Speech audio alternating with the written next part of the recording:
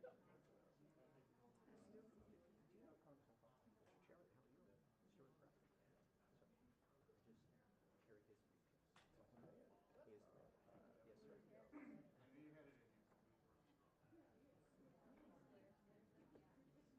So, I just carry his briefcase. He is, yes, sir. Test, test, 1, 2.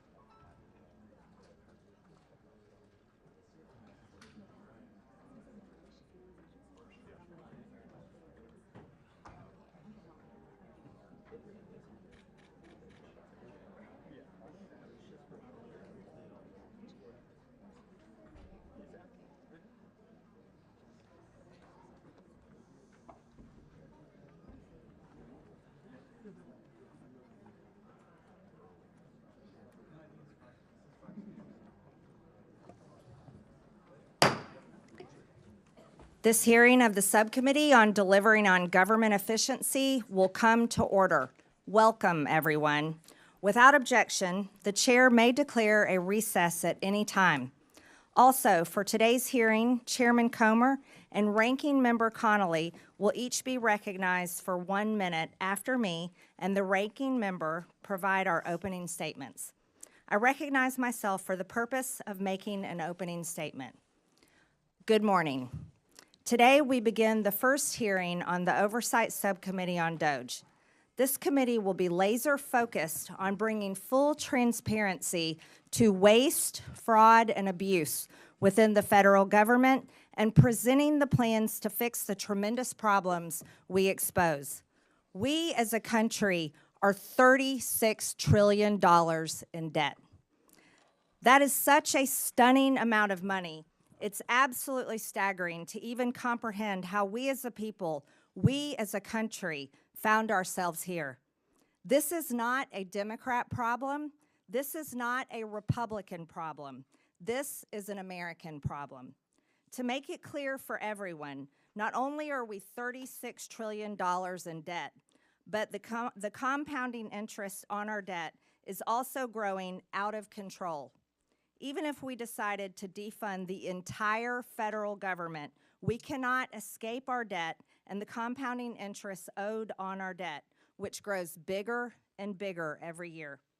In 2025, interest payments are projected to be $952 billion, which is more than our entire military budget.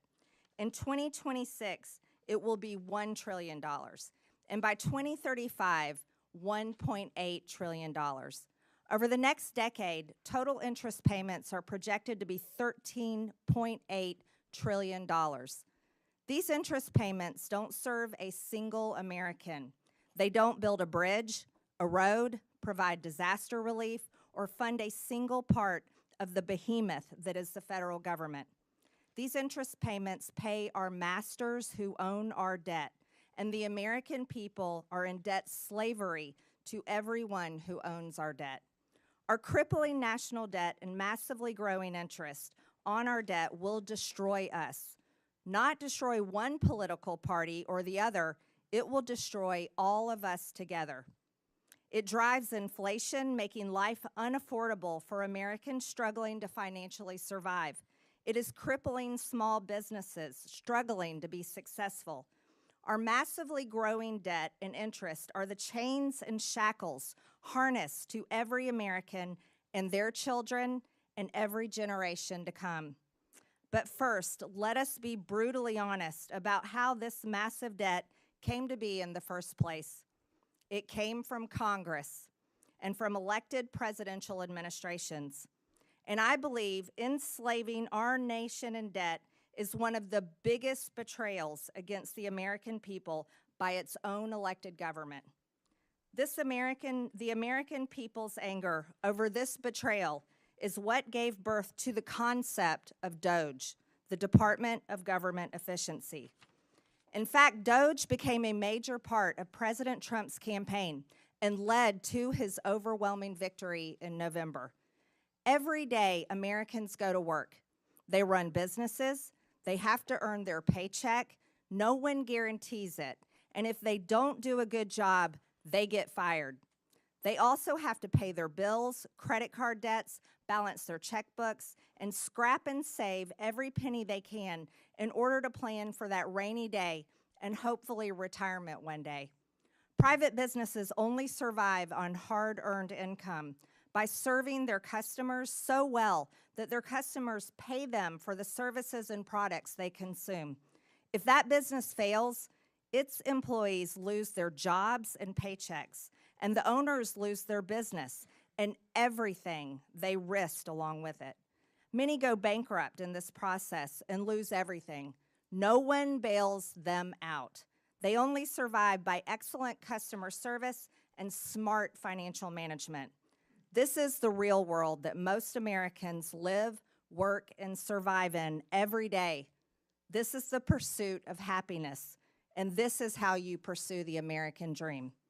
However, the federal government, government employees, and unelected bureaucrats do not live by the same rules as the great American people and private businesses.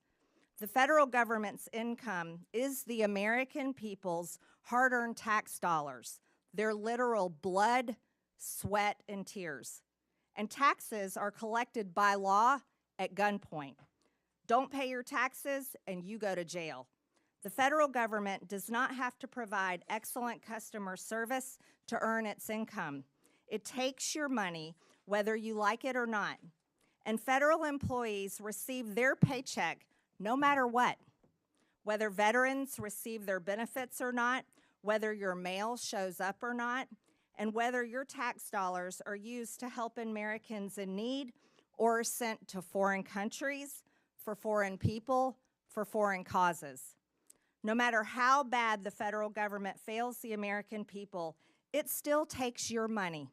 It still pays its own federal employees, and it never, ever goes out of business. There are no consequences for bad customer service, total failure, and for enslaving the American people against their will in the ever-growing and future all-consuming national debt. Congress has a dismal approval rating that ranges between 12 and 20%. I don't blame the American people one bit for their sentiment and disgust. The American people will be watching this committee and how we tackle one of the biggest problems of our time. While we are a committee made up of the opposite far-reaching corners of Congress, we were each elected to serve and represent the American people and how their hard-earned tax dollars are spent. We as Republicans and Democrats can still hold tightly to our beliefs, but we are going to have to let go of funding them in order to save our sinking ship. This is not a time for political theater and partisan attacks. The American people are watching. The legislative branch can't sit on the sidelines. In this subcommittee, we will fight the war on waste shoulder to shoulder with President Trump, Elon Musk, and the DOGE team. This week, we turn our attention to improper payments by the federal government, including in Medicaid and Medicare. I'm looking forward to what we find out and how to solve this crisis. I now yield to the ranking member, Ms. Stansbury, for her opening statement. All right, well, good morning, everyone. Thank you, Madam Chair, and welcome to the very first subcommittee on government efficiency. As was said, this committee is tasked under the Oversight Committee with ensuring that the government and the vital services that it provides, from healthcare to national security, actually work for the American people. And this is certainly a topic that we have worked on for many, many years here in the Oversight Committee, in which I personally have worked on as a former civil servant who worked at the Office of Management and Budget. And in fact, for anyone who has ever worked on these issues, you know that there is ample ground for bipartisan work to make the government work better for the American people and to ensure that it operates in a more efficient manner. And in fact, all of us here on the Democratic side are ready to roll up our sleeves and to get to work. And just last week, I had the opportunity to sit down with the Chairwoman and to discuss these very issues and opportunities to work across the aisle. And like the Chairwoman, who shared some of her background with me, I grew up in a working family. I grew up working for small mom and pop family businesses and understand the necessity of balancing the books, making sure we can deliver, and fiscal responsibility. And that's why today's hearing is focused on making sure that the federal government is doing what it's supposed to and digging into the more than $236 billion in improper payments that we see going out the door every single year. And we need to get to the bottom of that. And we need to make sure that we're putting into place rigorous oversight and controls to prevent fraud and abuse, and of course, to go after bad actors. And that is why myself and the Oversight Ranking Member Connolly and other Democratic members of the committee sent a set of bipartisan ideas that we'd like to work on together that would root out waste, fraud, and abuse and modernize and streamline how our agencies deliver vital programs for the American people.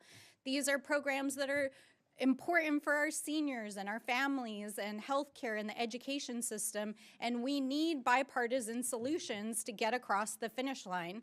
And we've been trying over the last several years to get these ideas out of this committee, but unfortunately, the committee's priorities have been elsewhere under the current majority.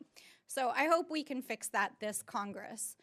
But we can't just sit here today and pretend like everything is normal and that this is just another hearing on government efficiency. I mean, all you have to do is look across this room and see that it is not a normal hearing. Because while we're sitting here, Donald Trump and Elon Musk are recklessly and illegally dismantling the federal government, shuttering federal agencies, firing federal workers, withholding funds vital to the safety and well-being of our communities, and hacking our sensitive data systems. In fact, while we were here discussing government waste on the House floor yesterday, Elon Musk was standing behind the Resolute desk in the Oval Office with the president, and the administration was making emergency court appeals to try to unlock his team's access to the Treasury payment system, which they claim they are using to study improper payments, which is the topic of this hearing. But here's the thing. The Treasury payment system, which includes Social Security information and bank accounts for millions of Americans and data that's critical to national security and the operation of the U.S. government, and payments that go out the door annually equal to almost a fifth of the U.S. economy, is not where the payment decisions are made, because that happens inside the agencies that are currently being dismantled. And the people who actually investigate waste, fraud, and abuse at these agencies are the inspector generals, who Donald Trump fired his first week in office in a midnight massacre. So we have to ask ourselves, what is really going on here? Why did Republicans block Elon Musk from appearing before this very committee last week?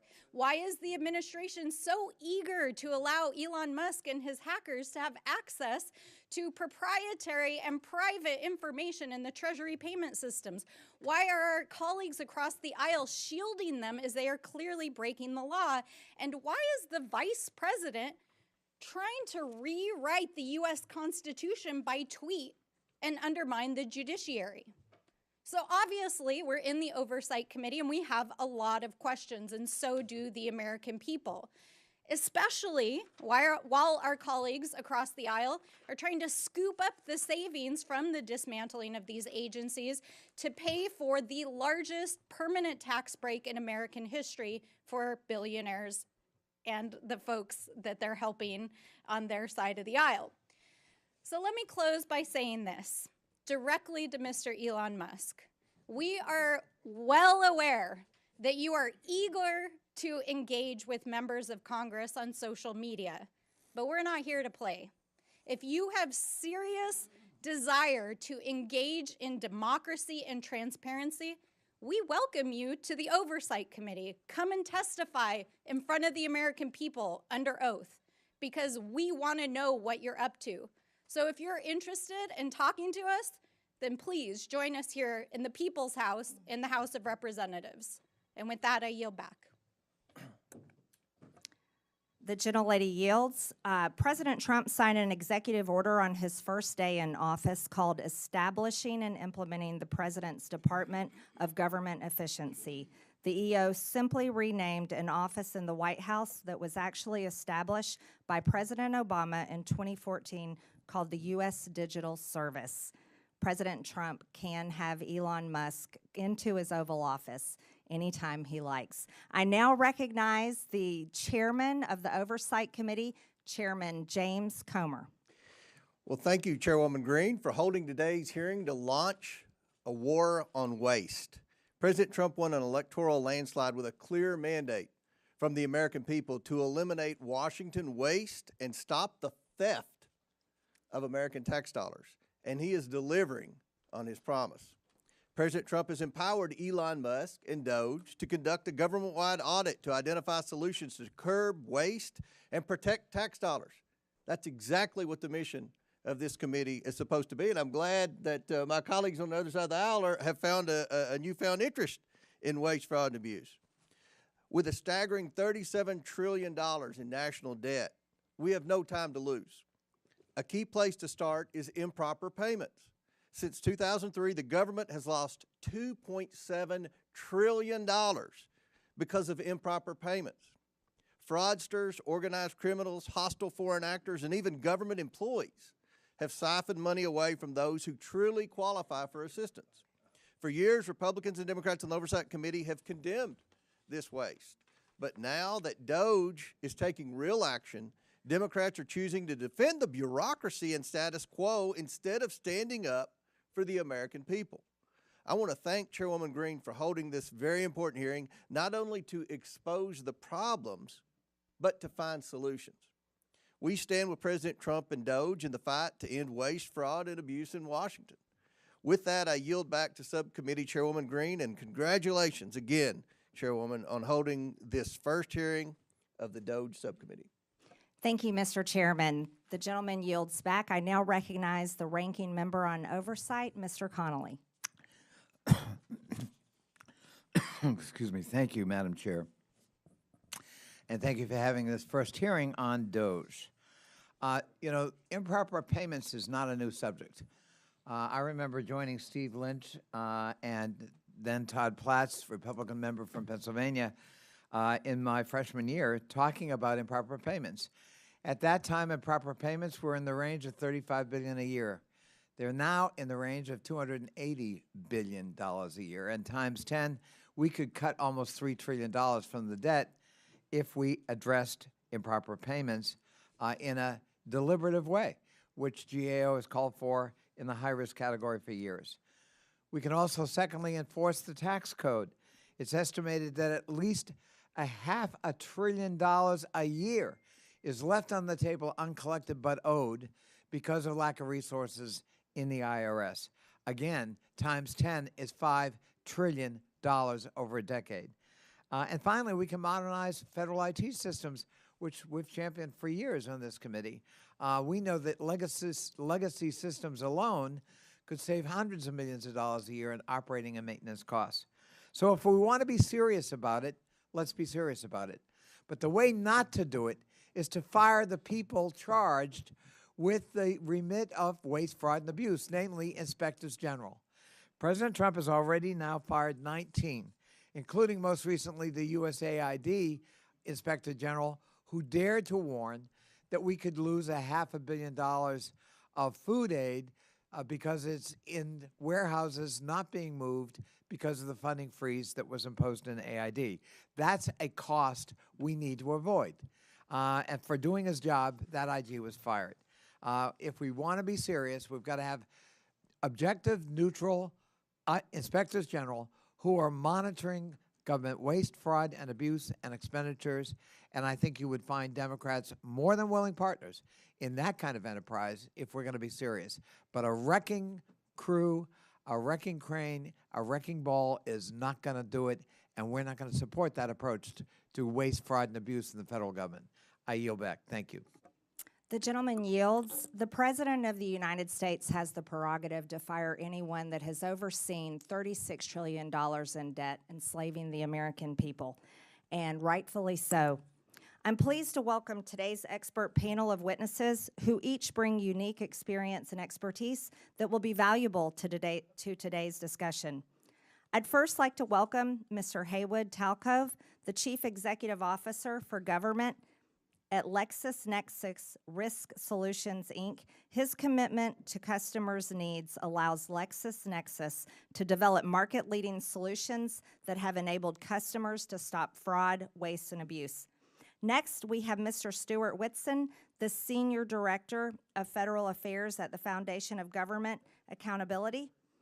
Stuart was previously a special agent in the FBI, a U.S. Army veteran, and now spends his time at FGA advocating to improve welfare, the workforce, and other policy. Next, we have Ms. Dawn Royal, a certified welfare fraud investigator in the state of Wyoming and director for the United Council of Welfare Fraud.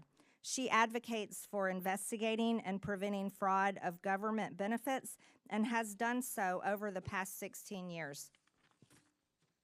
Finally, we have Mr. Dylan Hler, the Director of Government Affairs at the Project on Government Oversight. Dylan leads advocacy efforts and policy reforms to a wide range of good governance. I thank each of our witnesses for being here today, and I look forward to your testimony. Pursuant to Committee Rule 9G, the witnesses will please stand and raise their right hand. Do you solemnly swear or affirm that the testimony you are about to give is the truth, the whole truth, and nothing but the truth, so help you God? I do. Let the record show that the witnesses answered in the affirmative. Thank you. You may take a seat. We appreciate you being here today and look forward to your testimony. Let me remind the witnesses that we have read your written statement and it will appear in full in the hearing record. Please limit your oral statement to 5 minutes. As a reminder, please press the button on the microphone in front of you so that it is on and the members can hear you. When you begin to speak, the light in front of you will turn green. After 4 minutes, the light will turn yellow. When the red light comes on, your 5 minutes have expired, and we would ask that you please wrap up. I now recognize Mr. Talcove for his opening statement. Chairwoman Green, Ranking Member Stansberry, and distinguished members of the committee, for over a decade, a silent war has been waged against American taxpayers, not with bombs or guns, but with data and technology. Outdated government systems permit criminals to access unlimited sums of money.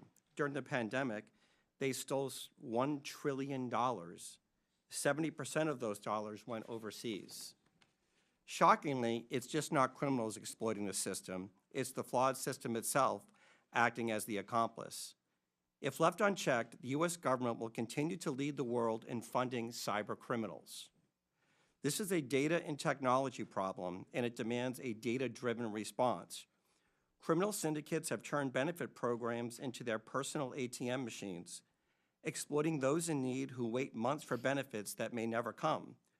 These ruthless crooks use our money to fund child trafficking, disperse drugs in our communities, and terrorism. For years, criminal networks have stolen personal information from the public and private sector. They exploit real identities to manipulate antiquated government systems, siphoning off billions in taxpayers' hard-earned money. We continue to pay benefits to deceased and incarcerated individuals, direct money to bad actors flagged on the do not pay list, and overlook duplicate Social Security numbers by not following best practices.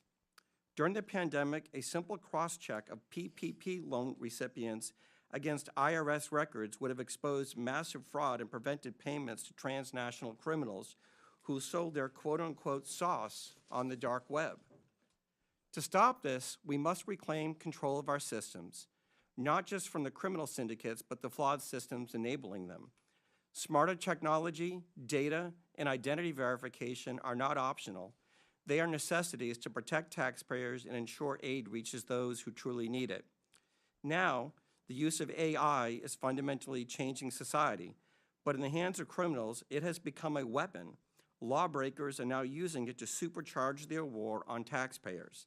They use AI to create fake identity documents that pass biometric verifications. Bots flood portals with thousands of fraudulent claims per second, and deep fakes that mimic real applicants bypass the outdated NIST 863 standards from 2017. Honest and deserving people seeking access to government benefits suffer through endless application forms that are nearly impossible to navigate. But criminals from Russia, China, and Romania gain access with ease. The private sector has fraud rates below 3%. Meanwhile, the public sector operates at a 20% fraud rate. The solution is clear. It's already used every day to protect consumers. You seamlessly interact with your bank through an app that verifies your identity in milliseconds. There's no excuse for the government to lag if we do the following. Number one, implement identity verification on the front end. Criminals should never receive a dime. Eliminate self-certification. No more honor system for billion-dollar programs, and continuous auditing. Keep verifying because criminals never stop adapting. Pay and chase does not work. Of the $250 billion stolen in pandemic unemployment fraud, less than $5 billion has been recovered. The idea in government that you cannot have speed and security is fiction.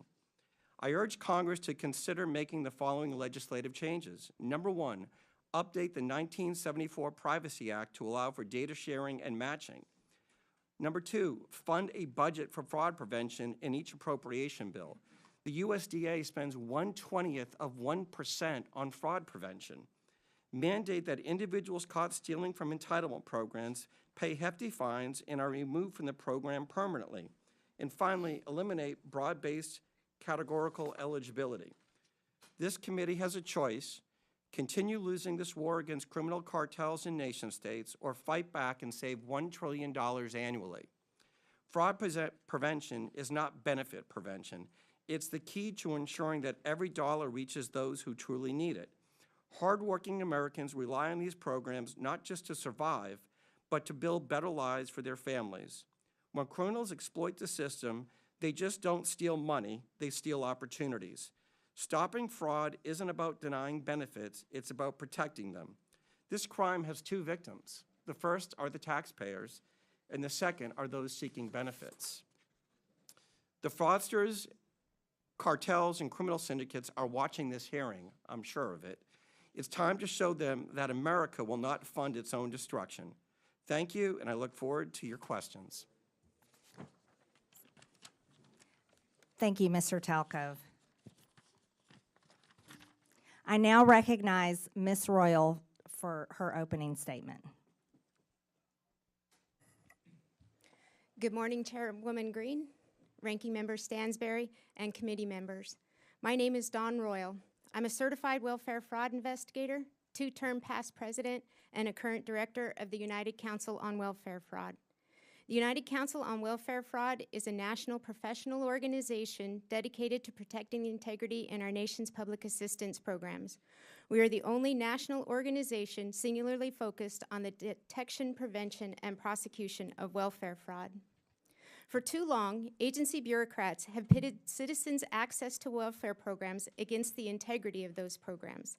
Access versus integrity should never be an either-or dichotomy. We can all agree that access to public assistance is crucial. America's citizens should not be hungry or deprived of medical care because of their inability to pay. However, making sure vulnerable citizens have access to these welfare programs should not mean that we simply turn a blind eye to integrity. We do not pursue the prevention, detection, and prosecution of if we do not pursue the prevention, detection, and prosecution of fraud, taxpayers become the victims as the welfare programs become slush funds for anyone wanting to supplement their income with SNAP benefits, absolve themselves from the financial responsibility of medical bills, and using Medicaid to further taxpayer exploitation by taking advantage of cash assistance, energy assistance, child care, and other social welfare programs.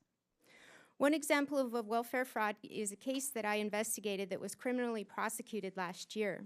The applicant mother failed to disclose her children's father as well as his employment and income on multiple applications she submitted for Medicaid, SNAP, and low-income energy assistance.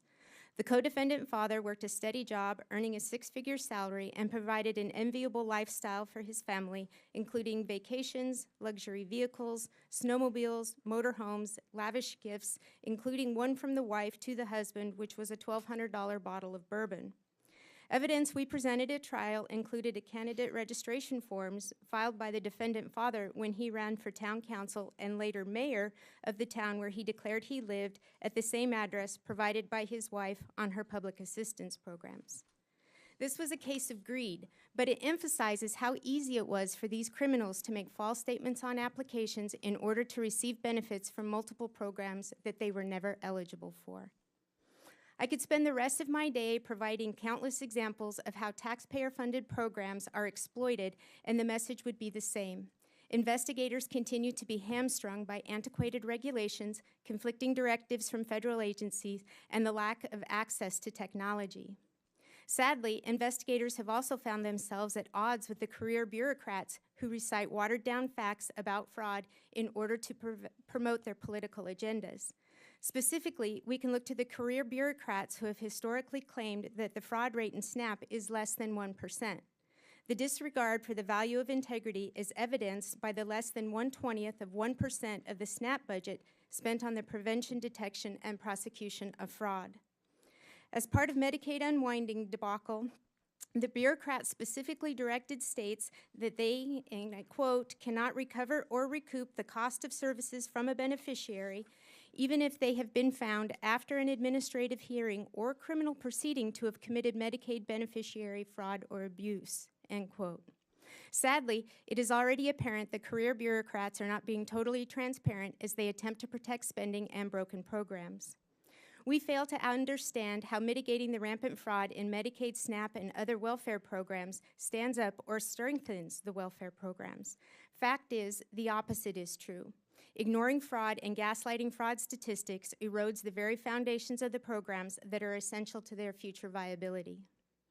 There are things this committee can do to help the investigators fighting the war on fraud. Number one, eliminate self-attestation in the application process for all programs. Number two, funding for technology that includes identity verification tools that will help prevent fraud. The current pay and chase model is not sustainable. Number three, immediately implement the National Accuracy Clearinghouse, the NAC, that will provide data to states to prevent duplicate participation in all of the social welfare programs. And four, allocate direct funding with mandates restricting the use of the funding to the prevention, detection, and prosecution of fraud. In closing, we're at a crossroads. Those of us who have firsthand knowledge of the degree in which public welfare programs are being attacked know that reform is absolutely necessary. Reform to the recipient application process, the billing process in Medicaid, and how SNAP benefits are processed, and how providers and retailers are authorized. We thank you for the opportunity for UCOF to participate in this hearing. We feel that the investigators who are on the front lines fighting the daily battle against the war on fraud need to be at the table and participating in the development of action plans that will make a difference in protecting the programs and defending the taxpayers.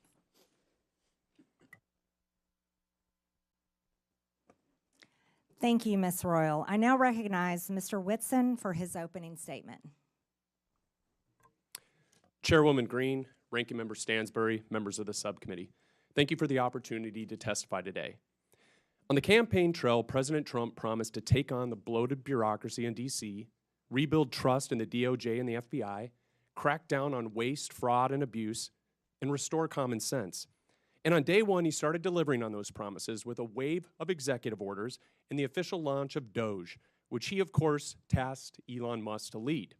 Already, DOGE efforts have brought to the public's attention countless examples of wasteful spending, including $59 million paid to luxury hotels in New York to house illegal immigrants, $1.5 million to advance DEI in Serbia's workplaces, $32,000 for a transgender comic book in Peru. The list goes on. But rather than applauding the work of DOGE, the left has launched a coordinated campaign to try to demonize Mr. Musk with the hope of shifting focus away from the disastrous waste, fraud, and abuse that occurred on Biden's watch. But guess what? It's not working. Because no matter what political party people hail from, the vast majority of Americans agree that $10 million worth of food funneled to Al-Qaeda was probably not the best use of taxpayer money. But there's another source, a key source of wasteful spending that DOGE and the subcommittee should set their sights on next, and that's Medicaid waste and fraud. While initially meant as a program for the truly needy, Medicaid has bloated into a massive welfare program for millions of able-bodied adults lured into the trap of government dependency. And as Medicaid has grown, so too has mismanagement. Today, more than $1 in $5 spent on Medicaid is improper. In Medicaid alone, fraud and mismanagement is on track to cost U.S. taxpayers, get this, more than $1 trillion over the next 10 years. When it comes to the problem of improper payments, the Medicaid program is the biggest culprit, encompassing nearly 1/3 of all federal improper payments. And more than 80% of Medicaid improper payments are due to one thing: eligibility errors. If Congress wants to help President Trump address wasteful spending, then targeting eligibility errors in Medicaid should be one of your top priorities. Bottom line, to address this challenge, Congress can take 3 decisive actions. So first, Congress can strengthen the Medicaid program through legislative action. That would include repealing Biden's disastrous Medicaid streamlining rule, which ties the hands of states trying to remove ineligible enrollees. You can and should do this through reconciliation, and it will produce $164 billion in savings if you do. You can also strengthen verification requirements to ensure only eligible individuals receive benefits and ensure a nationwide NAC is implemented without delay. Second thing Congress can do is help President Trump's DOGE effort by ensuring that entrenched partisan bureaucrats don't stand in the way of reform. So Musk and his DOGE team have already found hundreds of billions of dollars funneled into wasteful, fraudulent, and flat-out insane projects. But they've only scratched the surface. If this much fraud has been exposed in just a few weeks, imagine what else is buried under layers of red tape and government excuses. But guess what? All of these insane projects have one thing in common. They were all approved and funded by unelected bureaucrats. And these and other entrenched bureaucrats are already pledging to fight against President Trump's efforts to improve government accountability and efficiency. Personnel is policy, and without competent staff to faithfully execute the president's agenda, the DOGE project will fail. And this is where Congress can help. Congress can support the president in carrying out his DOGE effort by making all executive branch employees at will, codifying the president's authority to fire unproductive or insubordinate agency employees as needed. At the same time, Congress can grant the president authority to permanently eliminate vacant positions and consolidate non-essential positions across agencies and departments to help promote efficiency and put the right people in the right seat. The third thing, Congress can make President Trump's DOGE cost-cutting and deregulatory reforms permanent by passing the REINS Act. And so there's only one big problem with the DOGE effort. Most of its work can be undone by a future president with the stroke of a pen. To make President Trump's DOGE reforms permanent, Congress must act. And the best way to do this is to pass the REINS Act. This would return Article 1 budgetary power of the purse to Congress while promoting deregulation. It would also help lock in the DOGE reforms and cement President Trump's legacy as the most consequential deregulatory and cost-cutting president in U.S. history. The American people are watching. It's time for Congress to act. Thank you, and I look forward to your questions. Thank you, Mr. Whitson. I now recognize Mr. Hler for his opening statement. Thank you, Chairwoman Green, Ranking Member Stansberry, and members of the subcommittee. My name is Dylan Hler, and I am the Director of Government Affairs at the Project on Government Oversight, or POGO. I appreciate the opportunity to be with you here today to talk about the critical issue of bringing more accountability and transparency to federal spending, including rooting out waste, fraud, and abuse. Since our founding in 1981, POGO has been focused on promoting more accountability and rooting out wasteful spending and promoting efficiency, especially at the Department of Defense. We have a long and well-established track record on these issues, and we take a back when it comes to promoting a better and more effective government, which necessarily includes a federal government that is a good and responsible steward of taxpayer dollars. Let's take a moment to pause here to talk a little bit about terms that we're going to hear a lot today and the difference between them. Waste is different from fraud. Fraud is different from abuse, and abuse is different from both. When we talk about improper payments, they are a subset of those other three categories. But that doesn't tell us the whole picture either. Sometimes improper payments are a function of bad record keeping. Sometimes they are a function of outdated information technology systems. Sometimes they come about through human error, and sometimes they come about through negligence. There are a variety of reasons why improper payments happen. It just simply is not the case that improper payments are only a function of bad people doing bad things with bad intent. That doesn't mean we shouldn't focus on trying to mitigate improper payments, and that certainly doesn't mean that the American people should not be concerned with how their tax dollars are used. The good news is that there are some time-tested solutions and tools to help mitigate these problems. For example, when we think about the independence of inspectors general, we're talking about a resource that is extraordinarily valuable to the American people. In fiscal year 2023 alone, inspectors general identified over $93 billion worth of potential savings to taxpayers. Whistleblowers are also an incredible resource to the American taxpayer.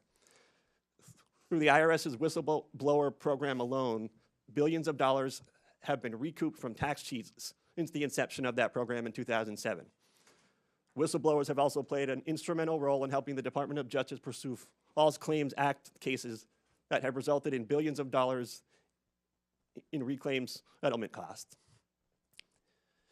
It seems to me that if an administration were serious about wanting to root out waste, fraud, and abuse, they would support and resource whistleblowers and inspectors general. They would not demonize them, and they would certainly not fire them en masse in an unlawful midnight purge. There are other reforms we can think about too, reforms that are more technical, but just as important. Key statutes such as the Federal Funding Accountability and Transparency Act, the Data Act, and critical platforms like usaspending.gov were really important improvements and innovations when they came about, but they are in need of overhaul and reform. Currently, the status quo is that we have an extraordinarily hard time tracking federal dollars from end to end. This is due in large part to a broken chain of data collection, of reporting information, and the ability to monitor and track in real time what is happening with federal dollars. This informational black hole is where a lot of impropriety happens. It's where waste, fraud, and abuse live. And yes, this is where improper payments often happen. But more importantly, we also don't have a good, clear, and consistent way of understanding what is happening with tax dollars at the end point. What is the impact that we're having? What is the return on investment that we're having? We now have an annual budget of close to $7 trillion a year.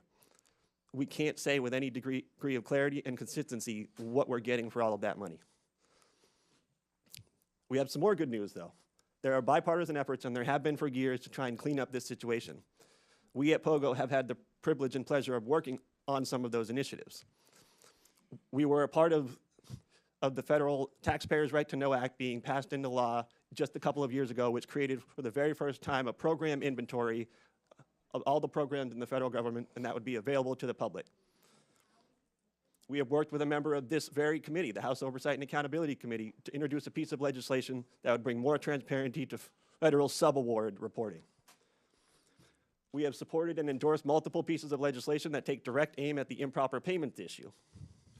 We also have additional ideas that don't yet have congressional champions. One proposal is to clean up and modernize and standardize the award descriptions that are available in USA Spending to make them more useful and relevant. We have another proposal to harmonize the amount of data and information we collect between contract spending and non-contract spending. We stand ready, willing, and able to work with anybody who wants to work with us on these common sense solutions. Lastly, I want to put in a quick word for Congress. Yeah. And specifically, I want to The gentleman's time has expired. Apologies. Yes. I can't see the flashing light. That's okay. Thank you, Mr. Hler. Got it. We appreciate your testimony.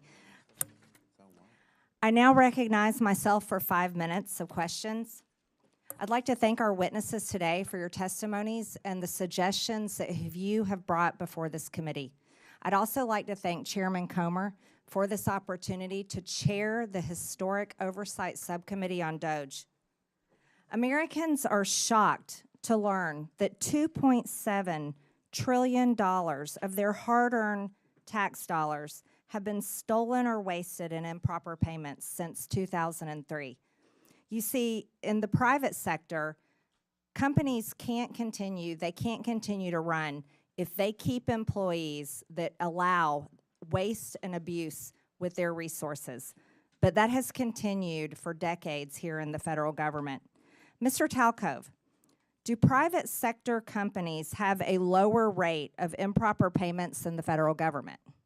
Yes, the fraud rate that the criminals are taking advantage of in the public sector is around 20%.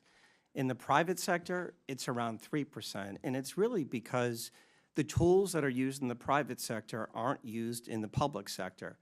Front-end identity verification, self-certification, and then finally making sure that individuals are who they say they are. If we start using these tools, you will see the fraud rate go down dramatically, because for the most part, this fraud isn't taking place by real individuals. It's individuals whose identities have been stolen on the dark web. They use that information pretending to be somebody else, and because of the antiquated systems, processes, and technologies in place in government programs, they're able to steal at scale. Right. So, Mr. Talcove, we would say that private companies that pretty much have to exist on a 20% profit rate, they're not allowed. They can't continue to be successful if they were to allow their customers' data to be stolen like that and used by criminals. However, the federal government, who can continue printing checks and continue in operation, never fixes its problems because it can't be forced to go out of business. Would you agree with that? Yes or no? Yes. One of the things I noticed during COVID was the criminals learned that government was the mark because it never runs out of money. And they focus on it at scale, and then the likelihood of getting caught is virtually zero. I think it's outrageous for Americans to know that their identity can be stolen and then used for child trafficking, drug trafficking, and terrorism, like you stated in your opening statement. Ms. Royal, your testimony states that many programs operate under essentially an honor system in which applicants need not verify their identity, income, residency, or other key eligibility factors. You call this a trust everyone instead of a trust by verify approach. Does this mean the federal government in some states are giving out billions of dollars to individuals without verifying who they are or whether they meet program eligibility requirements? Yes, ma'am, that's correct. That's outrageous. Do states have enough incentive to prevent fraud and to recover improper payments?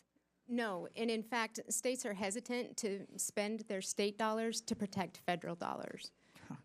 Would greater investment in program integrity efforts yield a positive return for taxpayers? Yes, it could easily be self-funding.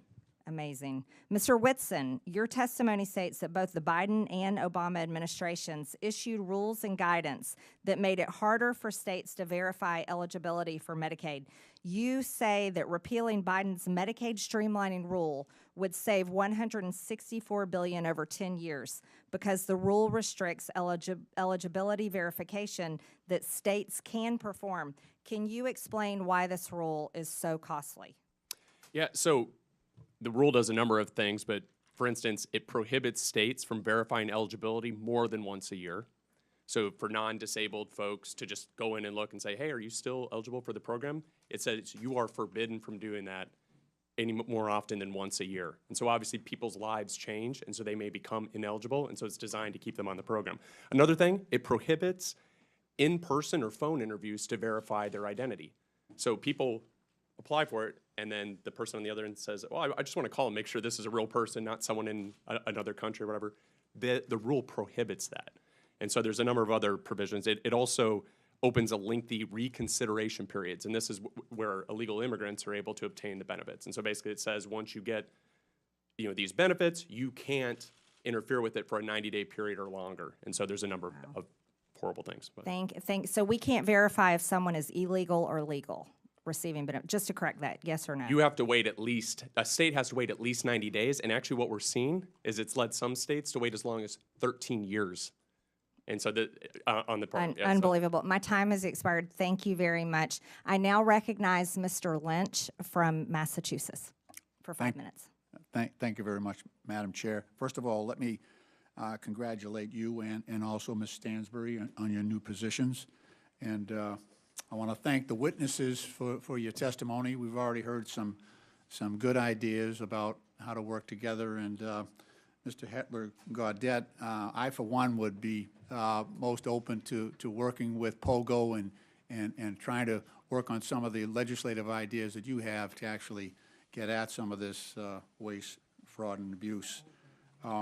Since this is my first opportunity to speak in this new subcommittee as the representative for the 8th Congressional District in Massachusetts, I want to first of all make clear that my primary purpose in seeking appointment to this subcommittee is for the singular and sacred purpose to defend our democracy, which I believe is under attack in this country, and to uphold my oath to support and defend the Constitution against those who might secretly or openly seek its destruction. Make no mistake, this is a moment for representative democracy. This is a test of our resolve. In the coming days and weeks, we will all get to decide whether we stand with a couple of billionaires who, despite their own financial successes, still harbor such grievances in their hearts that after all that democracy has provided to them, they remain animated by the desire to dismantle this democratic government and to punch down at some of the weakest and most vulnerable in our society.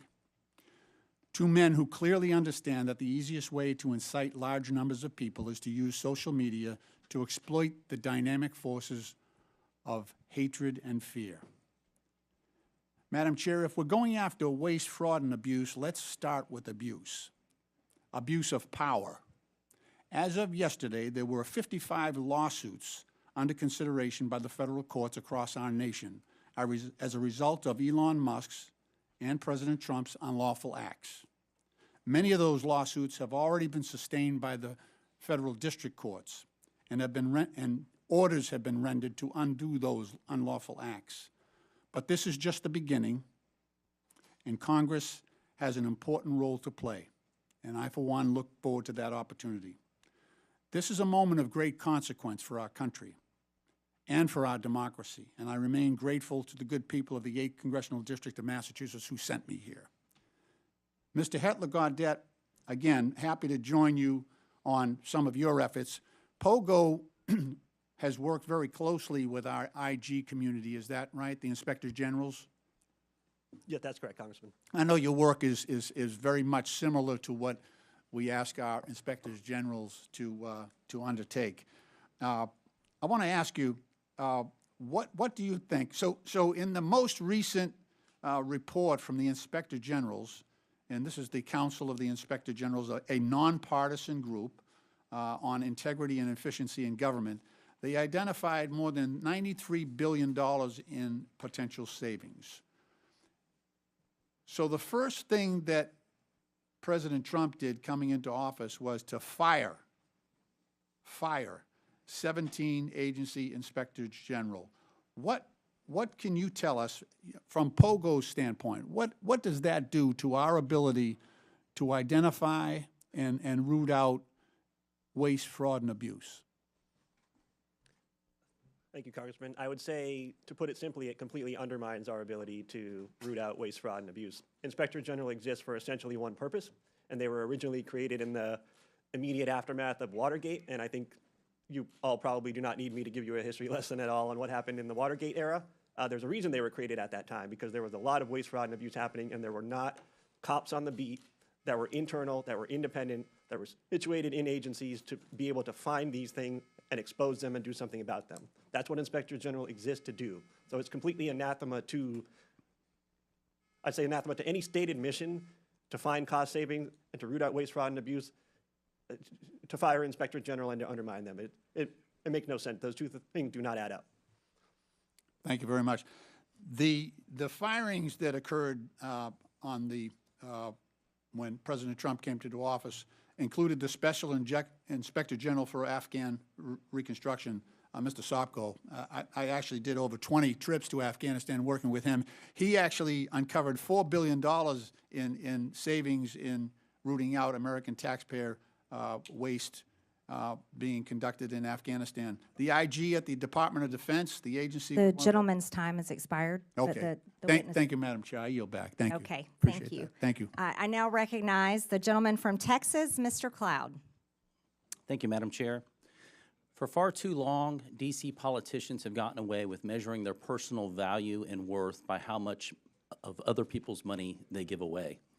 And for far too long, they self-righteously have opined that the spending was for altruistic purposes given out of care and compassion. For far too long, they've been more concerned with looking like they cared than having enough care and concern to actually do the due diligence to ensure that the tax dollars were being used wisely and effectively. And for far too long, those of us who've worked to uncover waste, fraud, and abuse have had to deal with what amounts to an unconstitutional fourth branch of permanent bureaucracy that has too often worked to ignore, obfuscate, delay, and frustrate our efforts to bring transparency and oversight. Over the last few weeks, the DOGE effort has begun to uncover not only how massive the waste, fraud, and abuse is, but also the extent at which D.C. politicians and too many obstinate bureaucrats have coordinated to create what is essentially the largest money laundering scheme in history. And while Americans have been working to make ends meet, They have been using taxpayer dollars to fund unnecessary, egregious, and even evil things here at home and around the world.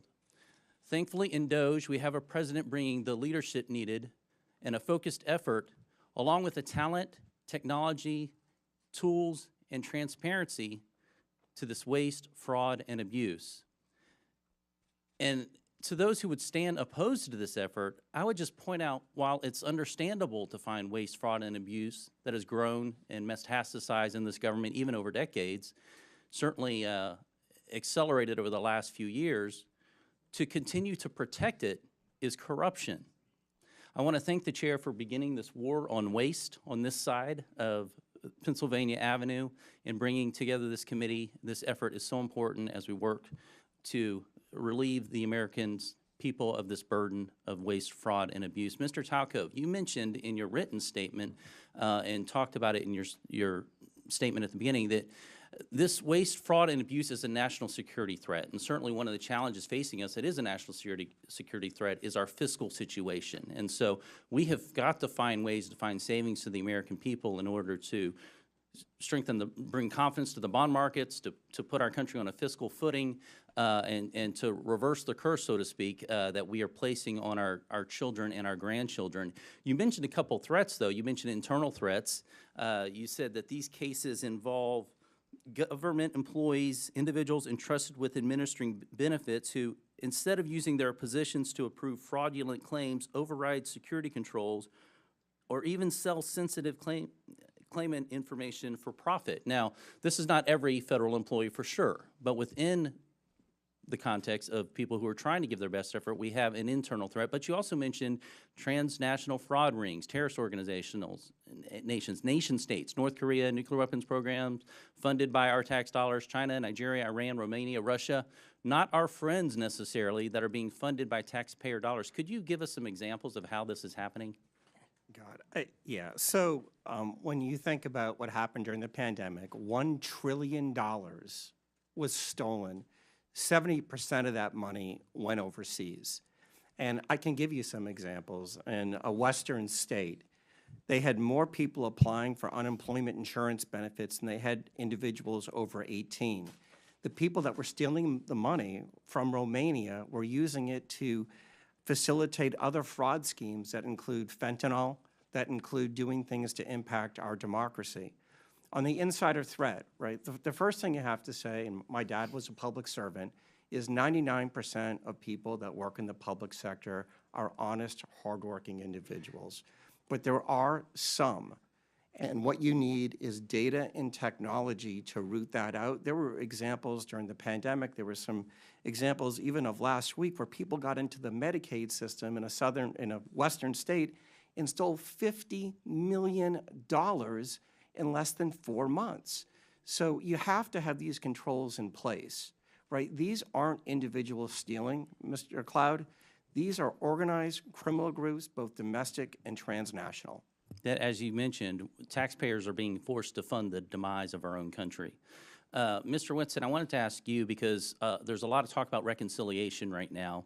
You mentioned Medicaid and what could be done to bring a pretty substantial amount of savings, and this is without affecting those who truly need Medicaid and for what the purpose of the program was extended for. Now, The gentleman's time has expired. Hopefully, does the witness want to answer the question? No, Just only to quickly. say that, yes, there's a tremendous amount of savings that can be found from the streamlining rule, but also work requirements in the program is another big area that can be done in reconciliation, and that's could save a significant amount as well, $241 billion in federal spending over 10 years. thank you. Thank you. Thank you, Madam Chair.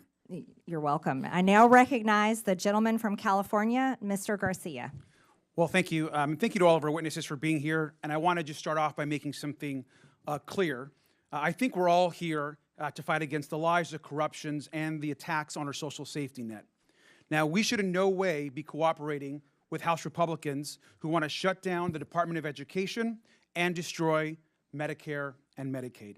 And we should not stand by as the richest man on the planet gives himself and his companies huge tax cuts while the American people get absolutely nothing.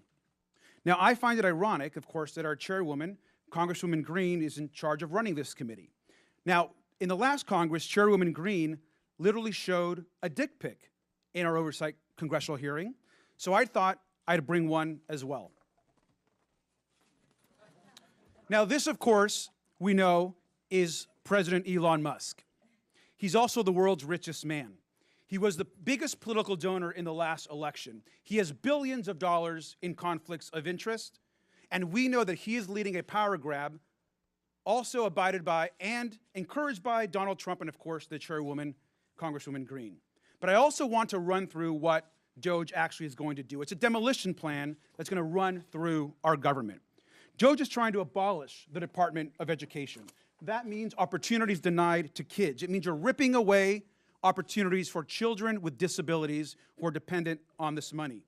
You're also halting medical research, which is also critical, which we have to also stop. The idea that we are going to eliminate or destroy the Department of National Institutes of Health, NIH, is crazy. Let's talk about the Department of Labor. We're talking about protections for working people across this country, where people can actually complain about abuses their companies are making against them and their coworkers. Workers are now going to be in danger. And let's also talk about the Consumer Financial Protection Bureau, another huge issue for us. Think about the scammers and fraudsters that will be empowered across this country because Elon Musk wants, essentially, these companies have more power over consumers and over people across this country. Look at the Centers for Disease and the Centers for Medicare and Medicaid Services. That is actually what's being discussed partly today. Healthcare, we're talking about being denied to millions of poor people, working class people across this country. And now, of course, they're on to their largest target, the U.S. Social Security Administration. We're talking about the destruction of the actual social safety net in this country. We know that 1 in 5 Americans collect Social Security, seniors, disabled people. This entire plan is about hurting the American social safety net and destroying our institutions. And it's important that we actually call out what is happening at this subcommittee. This is not about working with the richest man on the planet. This is actually about empowering. This committee wants to empower the richest person in the world to hurt people so they can take all of this money that they so-called want to save and then give it to themselves, their companies, and their billionaire friends. That is the attack that is happening in this committee and across this country, and it's important that we call it out. We also know, of course, that Elon Musk is sending his unqualified DOGE staff to carry out this agenda across all these agencies. And in some cases, actually teenage staffers. No accountability, no experience, and problematic records. They're trying to rob you, and they're probably a minor. Thank you, and I yield back. The gentleman yields, and I now recognize the gentleman from South Carolina, Mr. Timmons, for 5 minutes. Thank you, Madam Chair. I find it sad that my colleagues across the aisle can't take this seriously. We have $36 trillion in debt. We run an annual almost $2 trillion deficit. When I got elected 6 years ago, we had $21 trillion in debt. So in 6 years, we've added over $15 trillion to the debt. And guess what? President Trump ran on fixing this problem. President Trump told the American people he would right the ship financially, and he said during the campaign that Elon Musk was going to be the person to lead this charge. The man that has turned business after business around, he's the richest man on the planet because he succeeds at his endeavors, and that's why President Trump has appointed him the head of this effort. This is a very serious problem, and it's incredibly hypocritical that my colleagues across the aisle are complaining about this because Joe Biden signed his name and wanted the American people to believe that he had the ability to forgive $250 billion with a signature. Guess what? Supreme Court ruled he did not. That's our system of checks and balances. The President, Biden, he clearly was experiencing cognitive decline. He didn't even have the ability to be charged with a crime as determined by his own Department of Justice. But he signs his name and he thinks it gives a $250 billion away, redistributes taxpayer dollars. It's just crazy that we can't come together to address the greatest national security threat facing this country, our debt. Now to the task at hand, Medicaid fraud. Mr. Talcove, if we implement enhanced identity verification and enhanced income verification, what will happen? How much money will we save? You'll save hundreds of billions of dollars.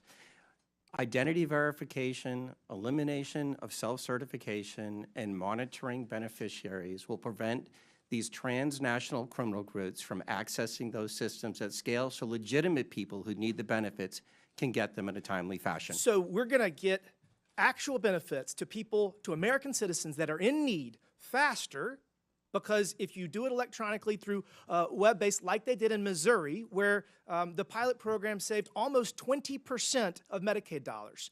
So all we have to do is adopt what has already been proven in Missouri, and we'll save 20%. To the people out there listening, we spend almost $900 billion every year on Medicaid.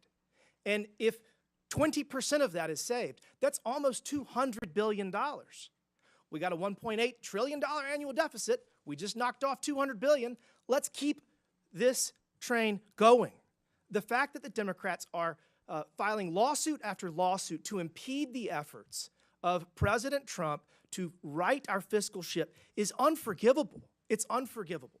Mr. Talcove, you talked about pandemic fraud. I have a bill that would cause the IRS to share data with the Small Business Administration and the FBI and the Department of Justice that would show that you were ineligible for PPP loans and you got them. So I think that would save probably $100 billion. Do you think that we should go back and take money away from people that fraudulently got COVID money? Yeah. During the pandemic, the PPP program was a virtual buffet for fraudsters, and it was because of that 1974 Privacy Act, where data sharing and matching is virtually impossible. Congress needs to change that. But we can do it retroactively. We can do it retroactively. We can find the people that stole this money, hold them accountable, probably get some of the money back. So I already have that bill filed. That bill, I think, would probably get $100 billion. So now we got enhanced identity verification, enhanced income verification that has been proven in Missouri. It does work. So I'm working on that bill. We're going to drop it soon. That's $200 billion. There's a competition in Congress. I think we should have a competition on this committee. I got $300 billion in savings proposed. We got to all pull our weight because we have such a massive problem right now. But I would just ask my colleagues across the aisle to get out of the way if you don't want to help. If you don't want to help right the fiscal ship in this country, get out of the way. Stop filing lawsuit after lawsuit. We do not have the financial ability to continue down this path, and we're going to save this country with or without you. You can kick and scream all the way, or you can get out of the way. I prefer the former. Thank you, Madam Chair. The gentleman yields. I now recognize the gentleman from Texas, Mr. Casar. This subcommittee is supposedly about looking into waste, fraud, and abuse. So I'd like to start talking about independent inspector generals who are supposed to be looking into waste, fraud, and abuse. Mr. Talcove, do you know how many inspector generals at agencies that were investigating Elon Musk's companies have been fired by the Trump-Musk administration? No. It is 5. Ms. Royal, the Inspector General of the Department of Labor had 17 open investigations into Tesla and SpaceX. Do you know what the Trump-Musk administration did to that Inspector General? No. They fired him, and I think you all know. Mr. Whitson, the Inspector General of the Department of Transportation was investigating Tesla. Do you know what the Trump-Musk administration did to that Inspector General? No. They were fired. The Department of Defense's Inspector General was looking into SpaceX. Mr. Hler, do you know what the Trump-Musk administration did to that Inspector General? I believe he was fired. Thank you. I think everybody on the panel knows what the answer to these questions were. The U.S. Department of Agriculture Inspector General was investigating Musk's Neuralink. Mr. Talcove, now I'll ask you again under oath, do you know what Mr. Trump did to that Inspector General that was looking into one of Musk's companies? No. He was fired. The Inspector General at the EPA was repeatedly taking on Tesla. Mr. Hler, since it seems that you're answering the questions that everyone knows the answer to, do you know what the Trump-Musk administration did to that Inspector General? I believe he was also fired. Also fired. At least 5 Inspector Generals that were looking into Elon Musk's companies were fired by the Trump-Musk administration. These Inspector Generals, who are independent, protected by law, they are the people that find the waste, fraud, and abuse and found many of the cases of waste, fraud, and abuse that have been brought up today, fired because they were looking into Elon Musk. At the NLRB, the National Labor Relations Board, which is supposed to protect workers from getting their unions busted by folks like Elon Musk, made functionally broken by the so-called Department of Government Efficiency that really is the Department of Government Efficiency for Elon Musk, not for you. They are trying to shut down the Department of Education, the Department of Labor. You know what Elon Musk doesn't seem to be looking into? His own contracts. Again, I'll ask you, Mr. Talcove, do you know how much money a day Mr. Musk will receive from the federal government for his contracts? No. The answer is $8 million a day. Just last year, Elon Musk was promised $3 billion from close to 100 contracts with the federal government. Ms. Royal, do you know how much the average person in this country who survives on Social Security, one of our seniors who's worked their entire life, about how much they have to survive on a day? I do not. $65 a day. We're not looking into Elon Musk's $8 million a day. This subcommittee, chaired by Marjorie Taylor Greene and the House Republicans, is looking into your grandmother's $65 a day. Let me be clear. I think we would all support taxpayer savings, look into money we might needlessly send to billionaires and big corporations, find taxpayer savings, and send it back to your hardworking family. But instead, what House Republicans and the Trump-Musk administration want to do is they want to look into your kids' lunch money, your kids' teacher's salary, into your grandparents' Social Security. They want to take that money and give it out in billionaire tax cuts, and they're talking about that in committee tomorrow, in Budget Committee tomorrow. They just released their plan. So let me be clear. When Republicans talk about government efficiency in this Congress, they're not looking into billionaires who don't pay their taxes. They're not looking into billionaires who get rich off of government contracts. They're not looking into Elon Musk firing watchdogs who are supposed to keep him accountable. They're looking at cutting your public schools. They're going straight for your Social Security. They're coming straight for cancer research. They're coming straight for the Department of Education. They're not looking at big tech. They're not looking at big pharma because those people fund their campaigns. If this committee were serious about rooting out waste from our federal government, then today's whole hearing would be about how Musk and Donald Trump are firing the independent watchdogs who've done this work for decades. Instead, my Republican colleagues' actual goal on this committee is to distract from Trump and from Musk's corrupt war on accountability. This will not be a subcommittee dedicated to making government efficient for everyday people. It's about helping Elon Musk and Donald Trump be as efficient as possible in robbing our government and handing out our government services to the rich. So this seems that this subcommittee is just The going to be gentleman's like time the has agency it's named expired. after. The gentleman's a sham, time has expired. a total sham. The American people are $36 trillion in debt.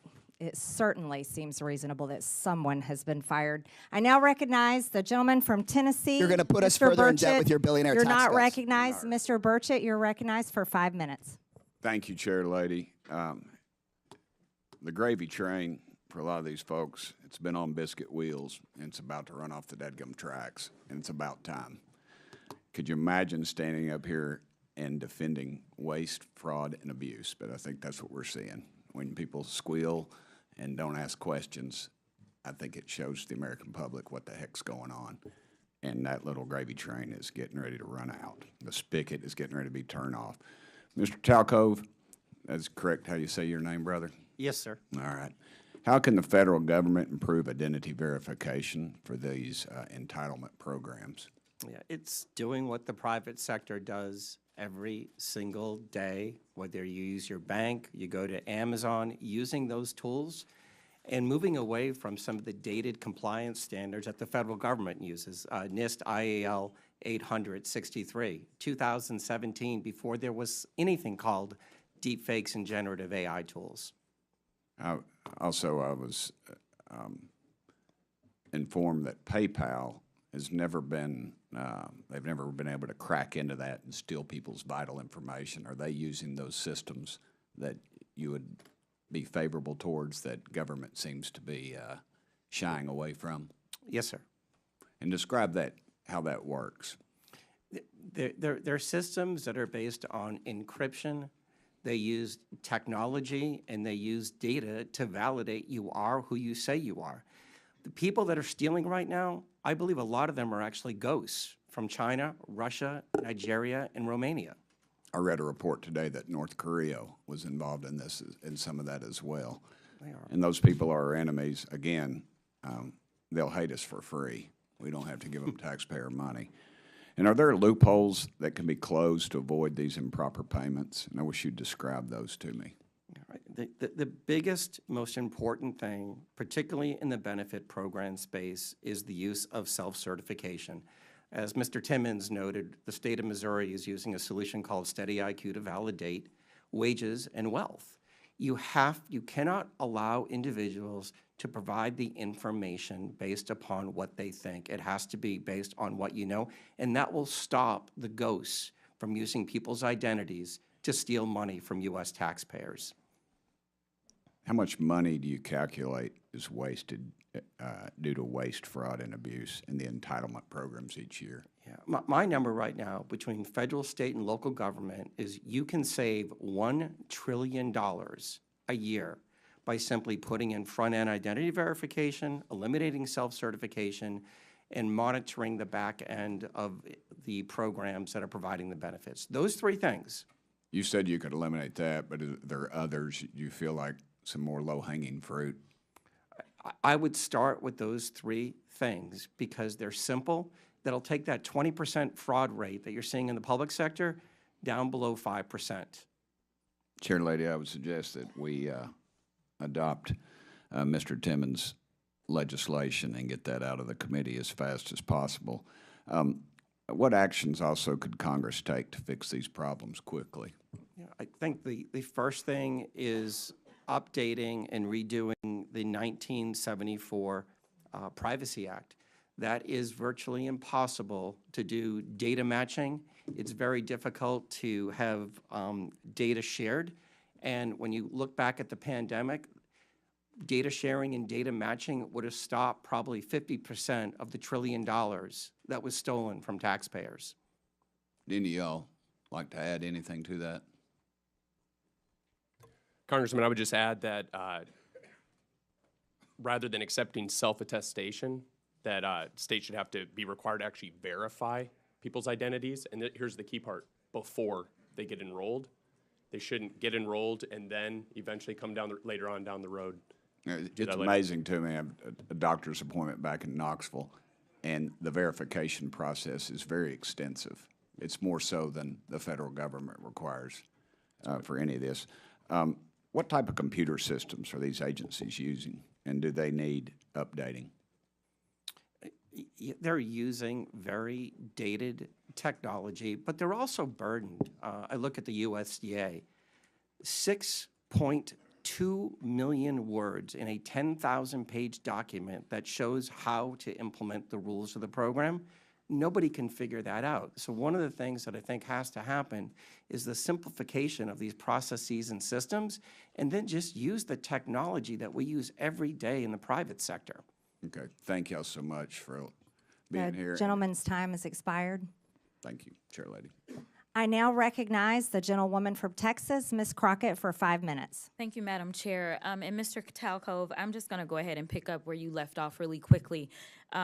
Just to be clear, the upgrades that you're talking about as it relates to our data processes, these aren't things that would be free, are they? They would cost some kind of money. Not looking for a number, but they will cost, correct? Some are free and some would cost money. Okay. All right. So I just want to leave it there because we've had a number of these hearings. So I do want to be clear, before the Trump administration came in, this committee did exist in the form of the Oversight Committee, and our task is to root out waste, fraud, and abuse. In that vein, we had a number of hearings, at least last term. I can't speak for any other term as I'm only in my sophomore term, and we dealt with improper payments. And interestingly enough, our chairwoman, who is so passionate about this today, she missed every single one of those improper payment hearings. But just to be clear, I was there, so I don't want anyone to believe that Democrats just come to work and don't plan to do work. In fact, I'm trying to figure out exactly what it is that the Republicans believe our job is, because right now they have relinquished their constitutional duties over to an unelected bureaucrat, someone who no one went out to vote for. And absolutely, he is occupying the Oval Office, as we saw yesterday. And that is a first for me, to see someone occupying the Oval Office who's never actually been elected to the Oval Office and actually answering more questions than the person that allegedly got elected. But for whatever reason, this is the first time we're having a DOGE subcommittee hearing, and that guy's not here. Instead, we have y'all. So I do want to thank you for coming. But I will say this. It's also interesting to me that in the first few days of DOGE existing, we know that they are trying to get rid of the Department of Education, USAID, Consumer Financial Protection Bureau. They're laying off FAA workers. They are going after the FDA, the CDC, the HHS, the FBI agents, and they're talking about getting rid of FEMA. And they brought y'all in. And I am going to say that I actually was shocked that there was only one person that seemed like he was an overt Trumper as you laid out your opening remarks, because I anticipated that at least one of y'all would say, yes, what Elon is doing is exactly what we would prescribe. But instead, I will applaud you because you actually were focused. You talked about what the American people are looking for us to do. We've actually consistently on this side of the aisle promoted this idea of making investments into technology so that we can do things such as, say, look at the Department of Defense. The Department of Defense that takes up approximately, 50% of our discretionary income or our discretionary spending. Approximately 50% goes to Department of Defense. Department of Defense has not been able to pass an audit in the last 6 audits, and we're not talking about pennies. I understand that we want everything to be perfect, and if we could get all waste, fraud, and abuse out, that would be fantastic. But let me talk about the big numbers. The big numbers are on that side. When we look at, say, our entire workforce, our federal workforce, as we're trying to somehow fire all of them, they don't even make up a total of 5%. It's even less than that when we look at our budget. But let's talk about defense. That just happens to be the same side of the ledger that Mr. Musk gets the vast majority of his money from. In fact, at the same time that they were unlawfully, and we will stay in court, because on this side, we believe in law and order. We believe in, a number of us are actually lawyers, but nevertheless, we understand the Constitution. We believe in that as well.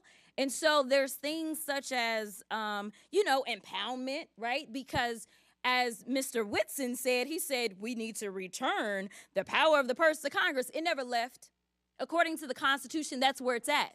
Now, I know that people are confused right now because for whatever reason, we had a guy that went in, and you talk about people invading our data. Listen, people said that they were upset about TikTok, but I'm upset about the guy that runs Twitter, who for sure is doing nefarious things, because I don't understand, if you are trying to conduct audits and figure out where the waste, fraud, and abuse is, I don't know why you would go to some tech guy. In fact, it was only techies that were sitting there at inauguration. We didn't have auditors. I would welcome auditors to come in and do forensic audits. In fact, he sat there in the Oval Office yesterday and he admitted that he was lying, and he was using his propaganda machine to do it when he said that we sent millions of dollars to Gaza for condoms. That was a lie. So let me tell you something. The gentlelady's time has expired. And it is time for the us gentlelady's to do time our has job expired. and rein in this rogue actor known The gentlelady's as time has expired. I now recognize the gentleman from Missouri, Mr. Burlison. Thank you, Madam Chair. I just want to speak frankly at first to the American people. we're nearing $37 trillion in national debt. What does that mean? That means that each and every U.S. taxpayer owes over $323,000. Okay? What does that mean? That means when the EPIC, which is the Economic Policy Innovation Center, says we have 18 trillion left. That's it. 18 trillion left to take out, and we're spending $2 trillion in debt every year. Folks, we're at the precipice of a debt, like a debt cycle. We are literally at a point in which the dollar will be worth nothing. What does that mean? And I mean we know Social Security goes bankrupt in 8 years, right? Medicare goes bankrupt in 10 years. And then 15 years from now, the dollar is completely devalued and worth nothing. So what does that mean? That means your pension, the money in your bank, your savings is nothing. It's worthless. So what are we doing? We're trying to save this country. We're trying to save your pensions. We're trying to save your bank accounts. We're trying to save this country for the next generation, and it would be nice if we had help. But instead, we have people that are fighting us on this. And I think that I would hate to be in the Democratic Party right now because you're in a really bad bind. You're having to defend all of this crazy spending, all of this crazy waste. So how do you do it? You do ad hominem attacks. You attack the messenger.